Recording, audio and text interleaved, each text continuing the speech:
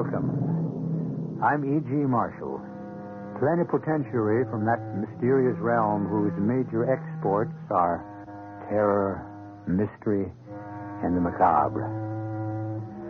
In silence can man most readily preserve his integrity. Or, to put it another way, no one ever got into trouble by keeping his mouth shut. Test the premise for yourself. What has brought you the most grief? Speech or silence? Our mystery drama, The Frammis, was written especially for the Mystery Theater by Sam Dan and stars Howard Da Silva. It is sponsored in part by Listerine Lozenges and Buick Motor Division. I'll be back shortly with Act One.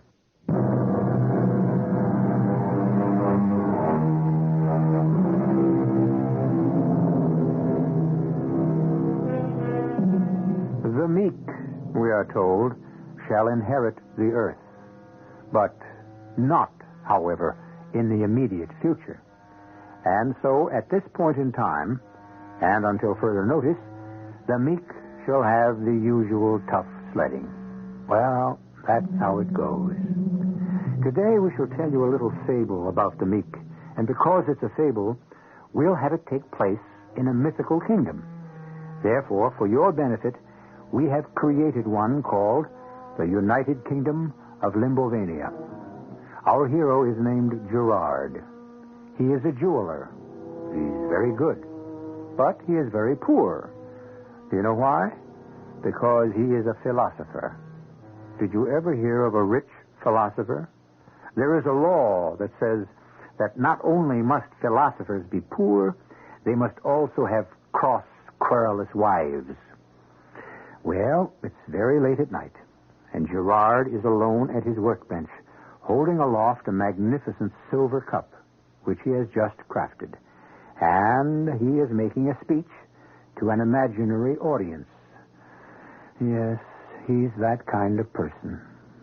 Fellow citizens of Limbonia, I appear on this national television network to set your minds at rest and your hearts at ease. Though I have been besieged by envoys from the Louvre in France, the Prado in Spain, the Metropolitan in America, this magnificent silver cup that I have just created shall remain here at home. This does not mean that I support our corrupt and oppressive monarchy. This does not mean that I have now joined the lifeless, bloodless, decadent charlatans at the Royal Academy. Well, you're giving everybody their lumps tonight, aren't you? Oh, I thought you were asleep. What's that thing? This? It's a silver loving cup. So, that's what you were working on. I might have known. All these nights I listened to the hammer. I say to myself, maybe he's seen the light. Maybe he'll make something he can sell. Why do you make things like this cup? Because I find it... Who asked you to make it? No one. Who's going to buy it? Nobody. Then what's the point? What are you after? Immortality. What? Immortality. Oh. In this cup, I make my statement. Oh, forget it. In this cup, I say, look, world, here in precious metal... Forget it. But I want you to understand. I don't want to understand. But when you don't understand a person, you may grow to hate him. Settle for that. Because when you do understand a person, you may want to kill him. What was that? What was what? That's a terrible noise. My dear, what is it? Gerard. Look there. What? But what is it? Sophie.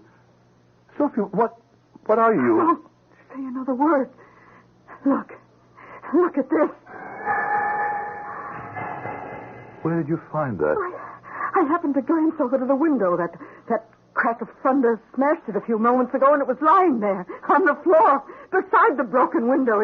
It was lying there, just lying there on the floor. Let me have it. Oh, isn't it? Absolutely. The biggest, the brightest, the shiniest, most brilliant diamond in the whole world. Yes. I must look at it. Oh, look at it. Examine it. Yes. How much is it worth? Oh. Tell me. All right, I'll be quiet. I won't say a word while you examine it. You're the craftsman, the master, the genius. What do you think? 500? 1,000? What am I talking about? 5,000? I bet I'm not even close. It's your reward. Your reward for being honest and sincere and idealistic. The good Lord does something like this now and then. He has to. $1 million. It must be worth $1 million. Amazing. Fantastic. What sparkle. What light. What facet. What color. What a spectacular configuration. What's it worth? Oh. What's it worth? What's it worth? Nothing. It's a piece of glass. No. I admit it's a remarkable piece of glass, but... But see how it shines. It's all fire and ice.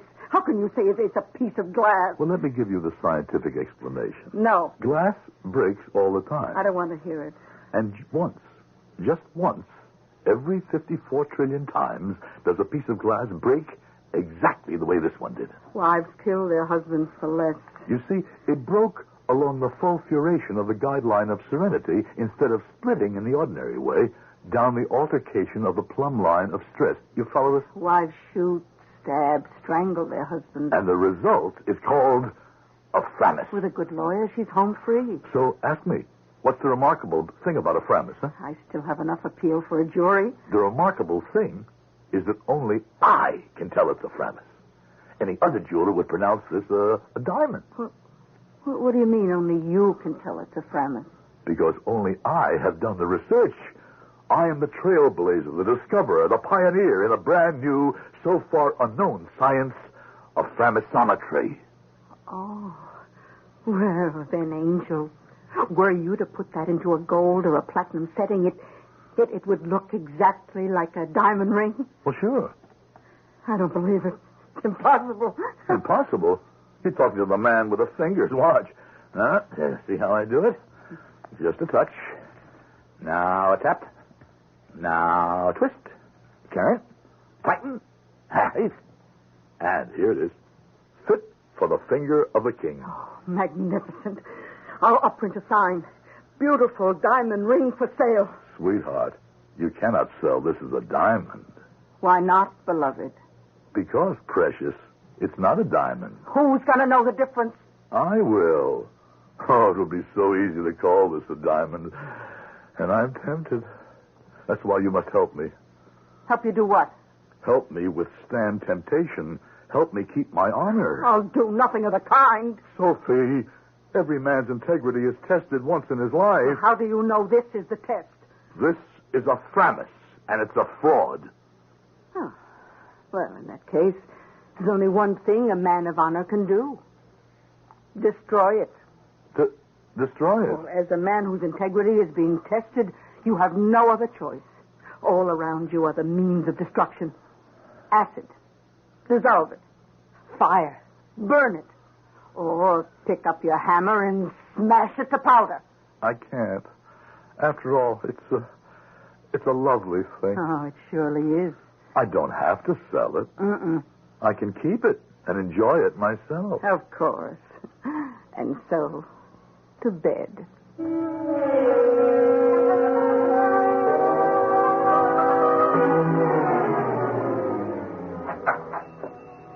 Oh, good morning, Gerard, baby. Let's make love. Please, don't talk like that, Marissa. Oh, why not? I'm a married man. Well, that's why you need loving. I haven't looked at another woman since I've been married. Oh, you're overdue. Marissa, why don't you find a nice young man? Why don't you come with me? Come with you? Where? Where all the action is. Let's go to the capital. Let's go to Autoclave City. Marissa. A man of your genius. Well, you're wasted on these peasants. Oh, and so am I. Nobody really appreciates me here either. What a team we could make. You're the fingers, I'm the frame. You could become the king's jeweler. I could become the king's mistress. What? Well, do you doubt your ability? No. Then don't question mine. Somebody gets to be his mistress, just like somebody gets to be his doctor, his lawyer, his barber. Marissa, I'm busy. Oh, now I remember why I came in. A cute lieutenant will be in here any minute. Who? No, I don't know who. He's drilling his men in the square. Couldn't keep his eyes off me. I'll, sell him that bracelet. I've always liked it. How do you know you're coming here to buy you something? Am I ever wrong? Marissa, how will you end up? The same way you will. Dead. Well. Oh, good day, sir. I'll see you later, Gerard. What's her name? Marissa. Marissa. I tell you, Citizen Gerard, I have fallen madly in love with Marissa.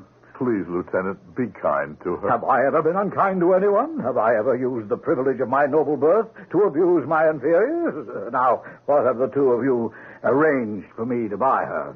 Oh, now you have necklaces, bracelets, brooches, rings, so many old familiar things, and the ladies always sell them back to you, don't they? Well, my friend, this is my final go-round. You see before you the last Baron Melvin, the final withered branch of the dead family tree. Oh, come now, Lieutenant. The house of Melvin shall be no more. I have squandered the last of the family fortune. And here, these few coins. All that remains for the final fling. It'll have to be something modest. Yes, I know. I know. I have here a bracelet. Citizen Gerard. Small, yes, but quality. Citizen Gerard. That's... What are you looking at? That's ring. I must have that ring. But it's not a ring. It's not a ring? Well, yes, it's a ring, but it's not a diamond ring. The stone you see is a Frammis. A what? A piece of glass. A piece of glass. A piece of... That's a lie. It's true. The setting, it's genuine platinum. Oh, yes. And real gold. Purest gold. And you always surround a worthless piece of glass with precious platinum and purest gold. Please, I was just... So you were just what? I was just about to destroy it. If it's displayed in your shop, you are required to sell it. That's the law. There's no such law. It's just been passed. It's a piece of glass. Say that again, and I shall run my sword through you. Oh, please, Lieutenant. Tell him to sell me the ring. Oh, sell him the ring. I can't pay for it now, but I will one day. Please, put away your sword. Well, whatever it's worth, 100, 1,000, a million. Sell him the ring. But I don't want to cheat him. The ring. He thinks it's a diamond. He'll kill you. The ring. How can I convince him? Give him the ring. But I... Take it, Lieutenant. Here, take it. Now, put away your sword, please. Yeah. The ring is my ring. Send the bill to the house of Melvin. Fellow citizens, the house of Melvin has risen. The house of Melvin has risen. The house of Melvin has risen again.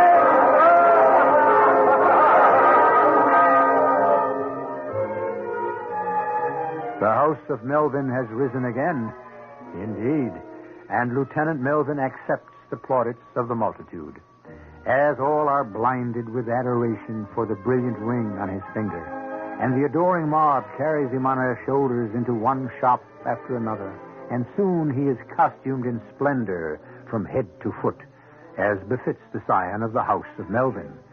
But how high can the house of Melvin possibly rise? You'll be here when I return in just a few moments with Act Two.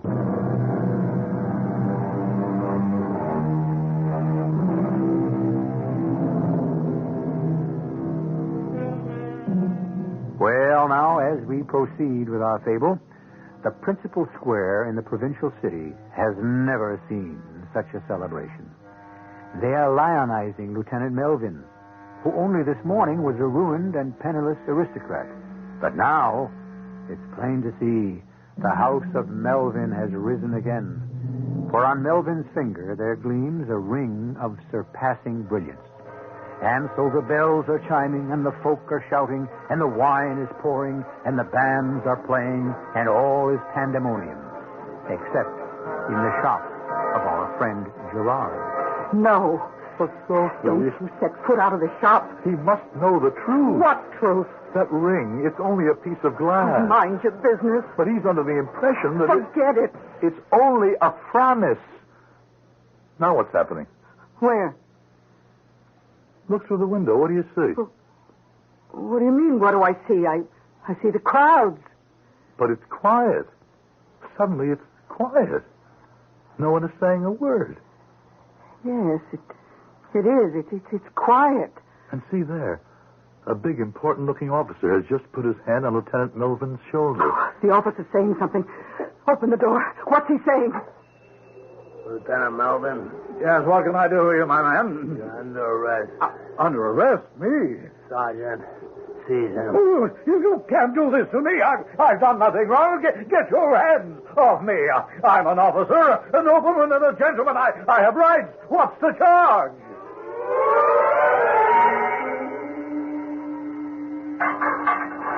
What's the charge? You can't just throw me into prison. No, notify my colonel. I demand to see my colonel. Oh, stop the shouting. Oh, Colonel Ramrod, I'm saved. Lieutenant Melvin, I shall read to you the verdict of the court-martial. Court-martial? Well, what court-martial? Whose court-martial? Your court-martial.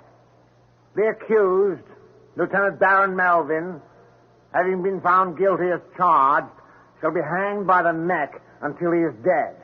Signed, Millard Ramrod, Colonel Royal Cavalry presiding. But I don't remember any court-martial. The court-martial was duly convened, legally conducted, and arrived at its verdict in accordance with the law. Yes, but I wasn't there. That's not important. The verdict would still be the same. But that's not justice. If the court had acquitted you, would that have been justice? Well, certainly. Well, then you're not complaining about justice, only about the verdict. But you can't hang an innocent man. I don't want you to hang, Lieutenant. Oh, thank you, sir. I should not like to see you disgraced on the scaffold. Oh, bless you, sir. Here's my pistol. Heaven will reward you, sir. Shoot yourself. Shoot myself. No, I tell you, I'm innocent. I have here your confession. I never signed any confession. It was signed for you. Oh, Melvin, stop fighting justice. Now just shoot yourself. Oh, please, Colonel. Look at yourself in that stolen finery. Why, that ring alone, that ring must be worth our fortune. That ring. Oh, you like the ring? Take it. No. God, I wish to leave. Stop, Colonel, or I shall shoot you with your own pistol. I am not afraid to die. That's because you're afraid to live. You're afraid of life. That's why you vegetate here in this provincial post. Oh, shut up. Colonel Ramrod, military scientist and global thinker. And what are you to the brat in Autoclave City? A petty drill master. I order you to be quiet. The most brilliant officer in the army, and you'll die without a general star. Buy one. With this ring, you'll be able to. Buy one. Maybe I'll die without my general star, but I'll die with my honor. Oh, no, Colonel, what is honor? Isn't the highest honor love for king and country, isn't it? Yeah. Doesn't the very life of the nation depend on the armed forces? I would say so. Isn't the safety of that country best preserved in your hands? Doesn't it make it absolutely necessary, then, for you to become a general? Would certainly help. Don't fight fate, Colonel. I was meant to obtain this ring so that you might use it to save our country. Yes. They're old, senile, and set in their ways. It's a cesspool of intrigue. I must clean it out. That's why you were born, Colonel. May I assist you in your holy mission? This ring.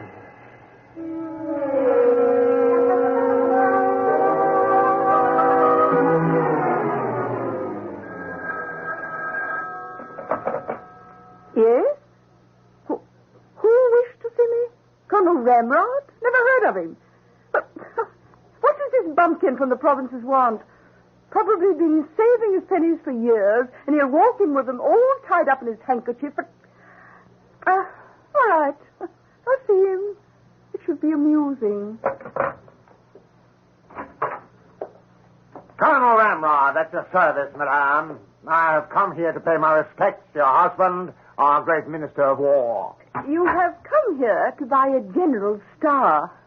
What do you offer me? What do I offer? I offer you myself. How dare you make such an offer? No, you've been waiting for such an offer. Your days are spent in yearning for it, your nights in dreaming. For your information, I receive such offers every day. Now, do you? But when was the last one? When was the last time a man offered you his heart, his soul, his life, his honor, his hope for happiness in this world and salvation in the next? Oh, you expect me to believe that when I know I am no longer beautiful? I find you beautiful, Lurline. Madame Lurline. What interest could I have in love? I'm an old woman. No, not an old woman, an older woman. Just as I am an older man. But love was made for the young. No. To the young, love is strong liquor, but to people like us, love is fine wine, old wine. We do not drink to slake the thirst. We only sip to delight the soul. All you want is your general star. I have not come here for your tinselly star. I love you. Listen. 10 years ago, you and your husband inspected the garrison of ground bags. I can't remember. Well, I can't forget. You wore a green suit, black shoes, a corsage of white roses. I always dress that way when I review the truth. The most unbecoming costume I ever saw. But I fell in love with you in spite of it. Oh, and you waited 10 years to tell me? I waited 10 years to find my courage. I waited 10 years until I could find a gift worthy of the woman I love. This ring. Oh, no, I can't accept this. Take my ring. No, please go. Why are you afraid to be a woman? Why are you afraid to love? I'm not afraid. Then I will place this ring on your finger. Oh, my general. My very own general. Ah, General. Do you like my hair up this way? I wonder what my new assignment is to be. Or down? The War Committee. And how shall I dress? Green. You fell in love with me in green. And my new duties. Oh, love me. Oh, darling, I want to be alone with you, but I want to show you off to everyone. I want you to be my secret, but I want everyone to know. What? Oh, darling, our love is enough for me. Oh, not for me. You shall be presented at court. You'll be a sensation in Autoclave City.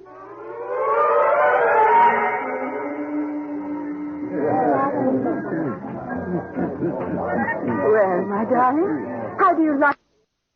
Well, all that the king wants to do is listen to rock music. And the Queen? All she wants to do is find out who his latest mistress is. Ah, that's obvious. That slim blonde girl. What's her name? Marissa? Oh, she's just his friend. That doesn't count. Do you know who his mistress is? I don't think he has one. Well, I suppose he has. And the Queen finds out. What will the Queen do to her? Huh? She'll have her steamed. Steamed? Yes. That's why this place is called Autoclave City. One little mistake, and things get so hot for you. Tell me, dearest Lurline, why is the Queen looking at you like that? Well, I don't know. But what? That's how she looks at people just before they get steamed. And now she's whispering to the king. Oh, if only I could hear what she's saying. Look, would you quit bugging me, baby? I don't have no mistress. You do, and I know who. I think you flipped your wig. Don't talk to me that way. I'm the king. I can talk any way I like. Oh, some king. This 2x4 nickel and dime. Maybe if you spent less time with your mistress. Will you get off my back? I don't have no mistress. Oh, go figure you'd go for an old bag like her. An old bag like who? And to my face. She's my best friend. What are you saying? The Lady Lurline. Oh, you are out of it. I am? Look. Look at what? The ring. The ring on her finger. Who'd give her such a ring? Her 98-year-old husband? Hey. That ring. And who would dare wear such a ring at court? Who would dare outshine the queen? Only the mistress of the king. You gave her that ring. Ooh, the ring. To show me up. I'm gonna have her steamed. Leroy? Yes, Your Majesty. Steam her. I am going to be steamed. What does that mean? The whole court will turn on me, say things, accuse me, taunt me, bait me, harass me, until they destroy me. But why? I don't know. I do know. It's the ring. The ring? The queen. See? Look at her face. She thinks you're the king's mistress because you're wearing the ring. Oh, but I'm not. Look at the king's face. He can't take his eyes off the ring. Save yourself. Give him the ring. Oh, no. Can't you see the king wants that ring? Give him the ring before it's too late. Ladies and gentlemen, your attention, please. Lady Lurleen has an announcement to make. I have known our wonderful king since he was a child. I have watched him become a great king. And so, as a grateful and loyal subject, I wish to present him with this token of my esteem, this ring. The ring. Oh, thank you. That's some ring, Your Majesty. Yeah, this ring, Marissa Berry. Hey. Well, what do you think this ring is worth, huh? Big money. There are diamonds, and then there are diamonds. Oh. Some of them, no matter how big they are, they just lay there. You know what I mean? Oh, yeah. Oh, but this one, you can feel all that brilliance kind of explode like inside of you, huh? Yeah. You know what I wanted to be ever since I was a kid? A king? Not just a king, not some little scared slob of a king that fell into it, but a ruler, a mighty ruler of men.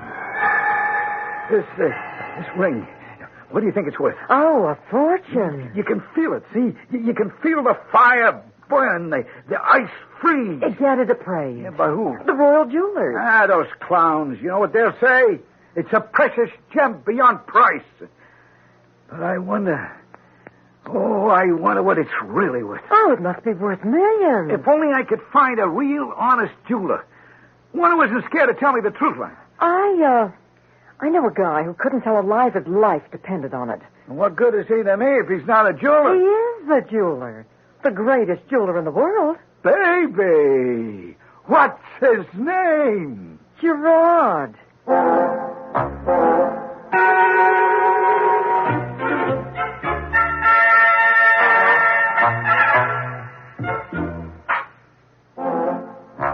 You should have expected this development.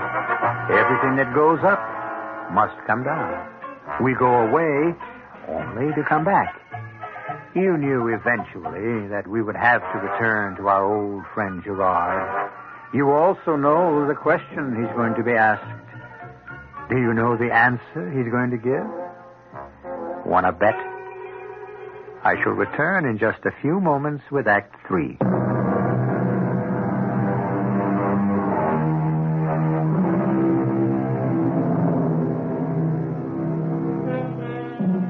Now, while you were gone, here's what's been happening in that mythical kingdom, the United Kingdom of Limbonia.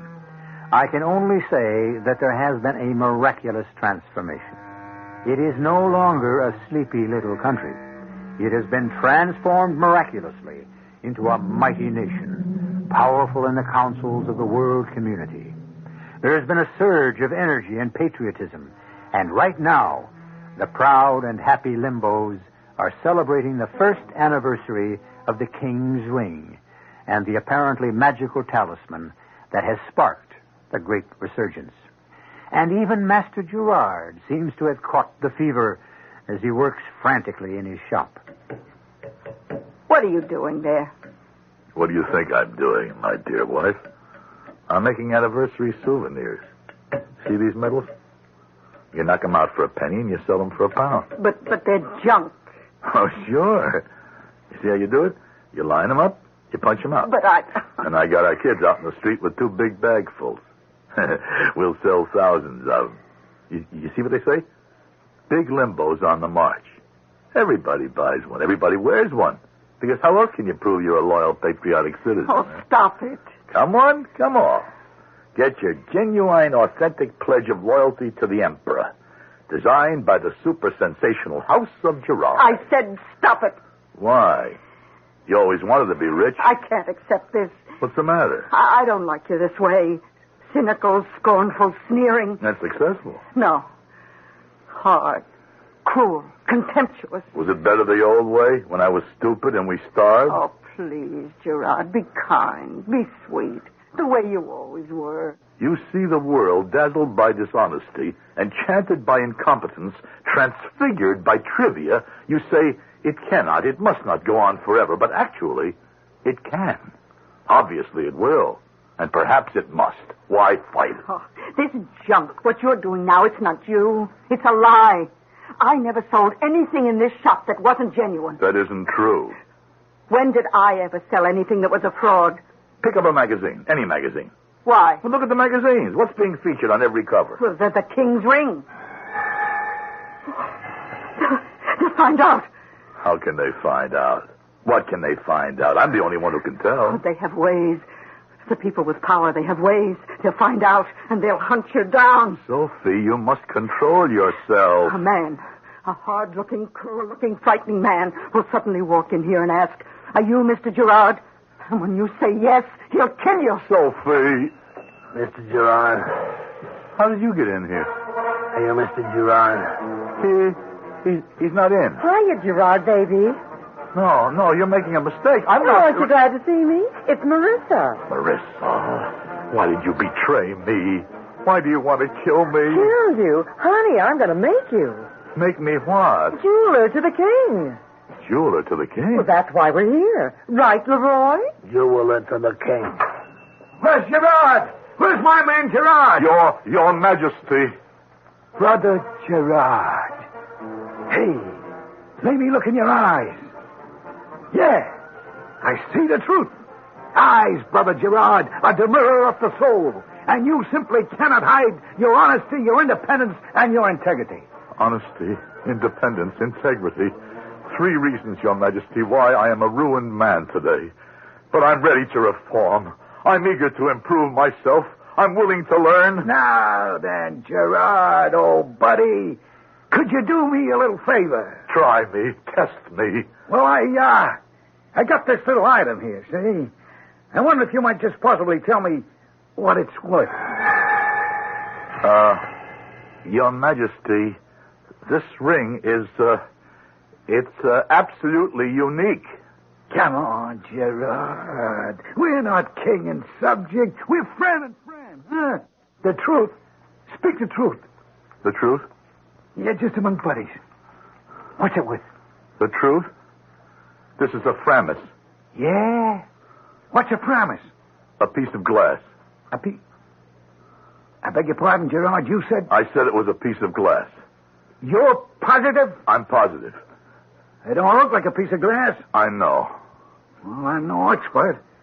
But this looks like the world's most valuable diamond to me. And yet it's the world's most ordinary glass. A piece of glass. A worthless piece of glass. Leroy! Throw him in a cell. But I told you the truth. You asked me for the truth. And tomorrow morning, shoot him.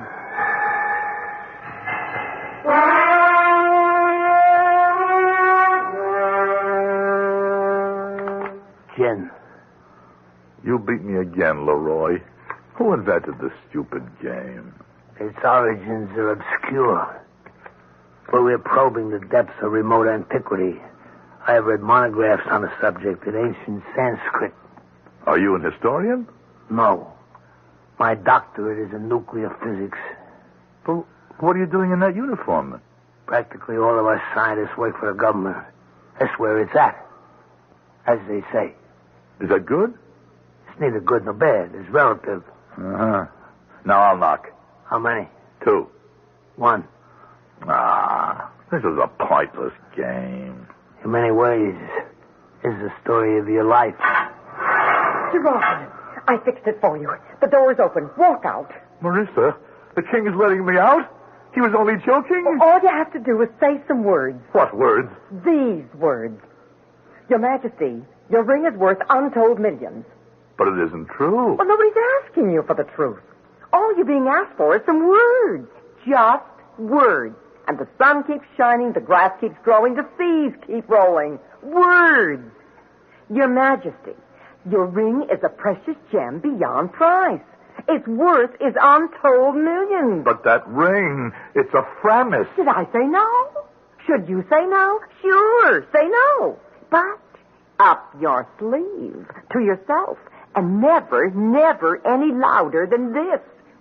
It's a Frammis. But you still don't understand. It is a Frammis. All right. Let me show you how you can even do business on that basis. Instead of, it is a Frammis, say it was a Frammis. Is, was, they're the same words. All you did was change the what, Leroy? The pence. Now, Marissa. It was a Frammis when you had it. God, let a little tense intervene and things change, no? The caterpillar was. Butterfly is. And do you know what that humble little Frammis has become? No. It has become the state. The Royal Federated Union of the United Kingdom of Limbonia. Dig? Do you know what that silly Frammis has become? It has become... What word do I want, Leroy? Status quo. The status quo. But that's it. We must change. We must reject the status quo. We must fight it. Change it. Reject it. Fight it. Change it. Why? It's great. What have you got to gain by changing it? What have I got to gain? Everything. Everything. You mean you'll get something out of it? Yes. Well, I've already got mine. When do you get yours? Later on. Later on? When? After I die. Oh, but then you get nothing. You're wrong. I get immortality. But you'll be dead. Naturally.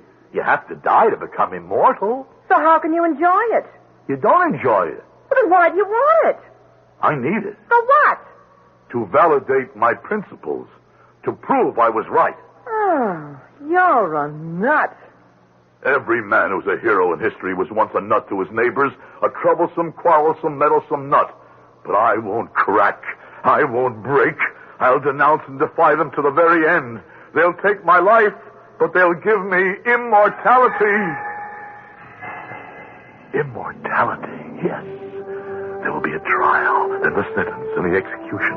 But even as the echoes of the shots fade away, there shall be another sound, another voice. And the people will know that they have been deluded and deceived by the frauds that rule them. And my name, the story of my deeds and my defiance shall live forever. My grave shall become a shrine. You think so? And I shall be a legend. I don't think so. Let me tell you how it'll happen. Here, in your cell, you'll be alone with Leroy, and you'll get a .38 caliber slug in the back of your neck. How can you say that? Leroy's a scientist. Scientists don't kill people. You'll never know what hit you. Neither will anyone else. A shrine. Who'll ever find you? They'll flush you down a sewer and poison the water. Or they'll broil you in a furnace and you'll pollute the air. No, Marissa, help me. Oh, you'll die a hero. But a secret hero. An unknown hero. An unheard of hero. Hey, would you just hold on there, Brother Gerard? And could you do an old buddy a little favor, huh? Look at this again and see if you can tell me what it's worth. I... Tell His Majesty what you see in there. But I don't see anything. Gerard, look again. Don't you see her? Who? Her. Please, Gerard, be kind, be sweet, the way you always were. What do you see when you look in that gem? My wife, my children, What else do you see? the sun, the sky, the sea. Come on, Brother Gerard. What is this worth? Your Majesty, this ring is precious beyond price. It's worth untold millions. Oh, thank you, Gerard. Thank you. But it's a Frammis.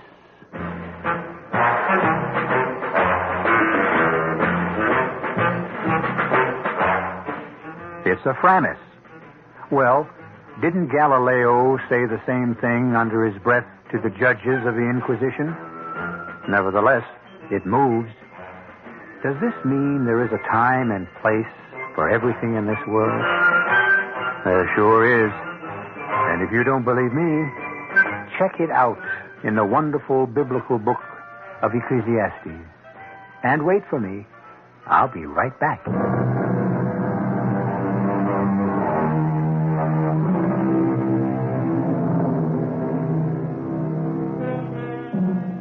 A diamond is a piece of carbonized rock, and so is a piece of coal.